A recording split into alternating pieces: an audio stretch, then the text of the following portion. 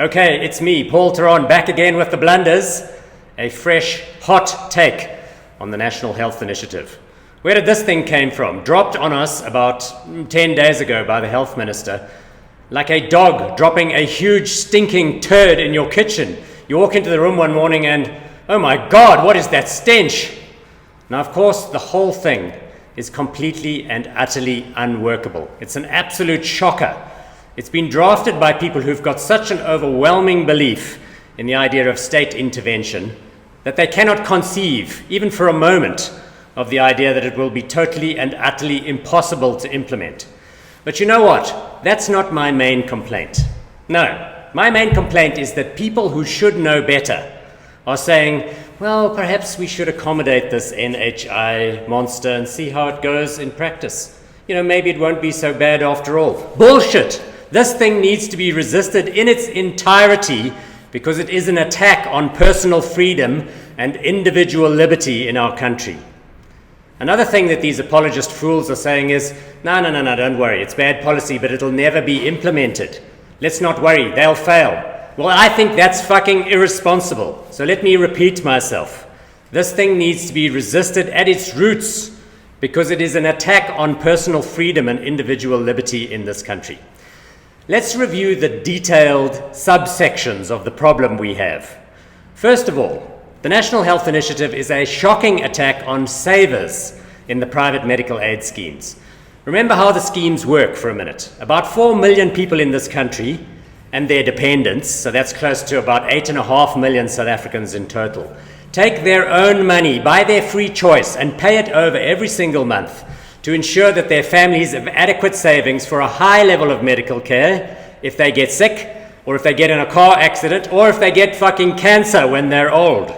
That's right, they take their after-tax money. So they've already expressed their social solidarity by paying taxes. And as we all know, the people in this country who are well enough off to have private medical aid are precisely the ones that contribute the biggest part of the personal income taxes. Those medical aid contributions are a huge number. It's close to 180 billion rands a year. Their money, remember. And remember, the medical aids also have reserves of about 60 billion rand. That also belongs to the members.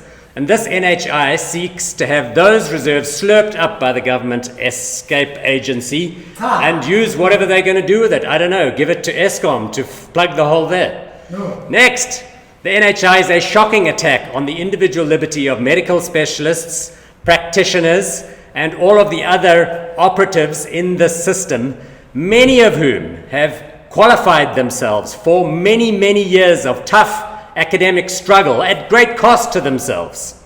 These highly valued and, yes, well-paid members of society are now being told that they will henceforth work for the state.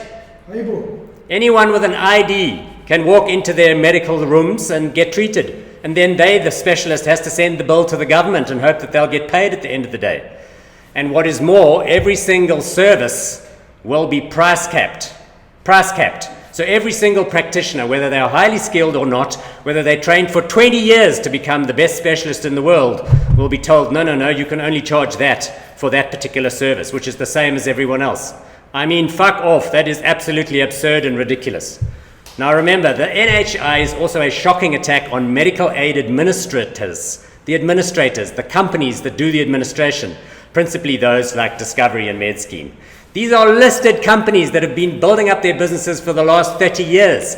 Discovery manages claims of about 56 billion rands a year, using systems carefully designed to avoid fraud, make sure they don't make any errors, make sure everybody gets paid out to the right account. And for that, the company earns fees of about 5.6 billion rands a year. That's 10% of the flows. This is a business that is highly valuable in our society. And the share price of Discovery, I must tell you, has collapsed in the last 10 days because that revenue may be at risk. This gargantuan NHI fund, they say they're going to administer themselves. And that lucrative business might fly out of the window. The NHI is also a shocking attack on private hospitals. What are our private hospitals? These are businesses that have been built up through decades and decades of careful capital investment.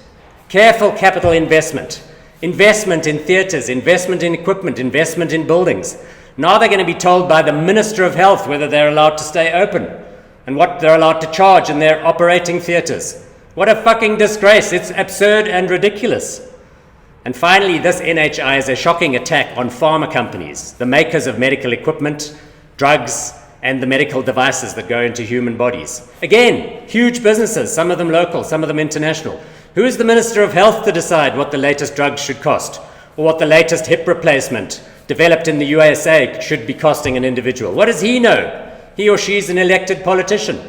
And please, don't test my patience by telling me that he will appoint a committee of experts to make these decisions, because we know what kind of people get appointed to committees like those in this country. Idiots who are venal and lazy and prone to corruption, that's who. Like I said at the top of the clip, that's why this thing needs to be resisted in its entirety. It's an attack on personal freedom and individual liberty. Why should you not be able to save for your own private or medical care? I mean, if you're going to go down this road, why not ban private schooling or private security? Yes, they can't spend their money on that either. So rich people, no private security, please. Please pay over more money in taxes. And you know what? The government will use it to buy better desks at police stations in your area, and you can just go to hell. No, I don't think so. Let's review another specific and thorny issue here. World-class healthcare costs a lot. The best drugs, the top specialists, the highest-end facilities. Where did the idea come from that every single citizen in the whole world has a basic human right to enjoy such care? It's nonsense. It's just not true. Everybody would love to live in a big house with a great big garden, but they can't. Those people have to go to the park. Everybody would love to drive a fancy car, but they can't. There isn't enough money to go around. People like that have to take the bus. What are we now? Are we Soviet Russia, where someone's going to decide what kind of level of living that people are allowed to enjoy with their own personal savings? Broadly speaking, tax monies, remember, are collected by the general fiscus, and a big chunk of what is collected by the South African state goes to healthcare already. 226 billion rands in the last year, nearly 13% of the total government budget. That goes to the state, that goes to the public healthcare facilities, which we know are in a dire state of crisis. But what is that a problem of the society at large? That is a problem of the state and its ability to implement solutions which are appropriate for its people. I'm told that more money won't make it any better. Why? Because it's bad management, corruption, and demotivated staff that make it bad. Let me move on to another prediction. If they crank up the taxes, if they take those medical aid subscriptions in this country, the total tax take collected by the South African state will be less. What do you mean?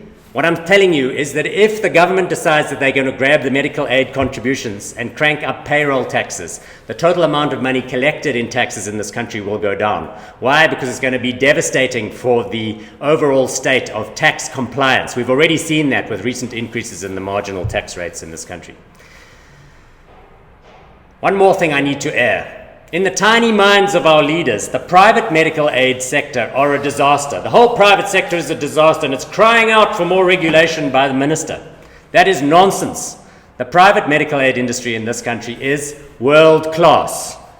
Are you listening? It is world class. Is every single customer or happy all of the time? Of course not. I mean, you got cancer and your medical aid won't pay for some fancy new immunotherapy drug which they invented in America last year, and it costs $1 million a week. Well, boo fucking who? That's how it works in the real world. They're not going to pay. So you want to see the best dermatologist in town, and she charges 5 times the medical aid rate. So you have to kick on the difference. It's called a copay. Well, boo fucking who? That's how it works. I see a lot of politicians complaining that gynecologists in this country do too many C-sections, cesarean sections. Well, let me explain to you how that works. People sue if their children are born with defects by natural births. They take them out by C-section because then they're fine. So you know what? Just shut up about that. The private medical aid in this country is world class because it's a finely balanced power struggle between the very powerful medical aids and the very powerful hospitals and pharmaceutical companies and the specialists who work in the sector. Leave it alone. It is world class. It cannot be improved by additional government fiddling and interference. You know, I can see what President Cyril Ramaphosa is doing here. He knows that he has very high levels of personal popularity right now. So he's just bombing on and implementing all of the resolutions from the last, I don't know, is it 2, 3, 4 ANC policy conferences, however ridiculous they are. Land expropriation, healthcare re-regulation, nationalization of the Reserve Bank, bailouts for the state-owned enterprises. Well, you know what? He has to keep in mind that he is not just the president of the Socialist Utopian Party. He is also the president of the whole of South Africa. He has to respect the taxpayers of this country. Seriously, guys, seriously, do you really think that people are going to give up their discovery vitality for your basic state scheme? These are people who jump out of bed early in the mornings in order to go to gym so that they can earn points, so they can get diamond vitality status, to qualify for cheaper flights on Kalula. You want them to hand over their Mercedes-Benz in exchange for your one-size-fits-all donkey cart NHI system. Give me a fucking break. Okay, so where are the medical aids in all of this? I'm reading in the newspaper today that somebody called Sipho Kabane, who is the chief executive and registrar of the Council for Medical Schemes, is blathering on in public saying things like, well, perhaps we need to start looking at how we position ourselves as schemes administrators and members. I'm sure it's going to be fine. It's not going to be fucking fine. Johnny Broomberg, who is head of Discovery's medical aid, where is he? The fucking pirates have boarded the ship. They're going to destroy what you have built. It's time to wake up and smell the coffee. So let me repeat myself one last time. This thing needs to be resisted in its entirety because it is an attack on personal freedom and individual liberty in this country. It's time to lawyer up. This is going to be an epic fight.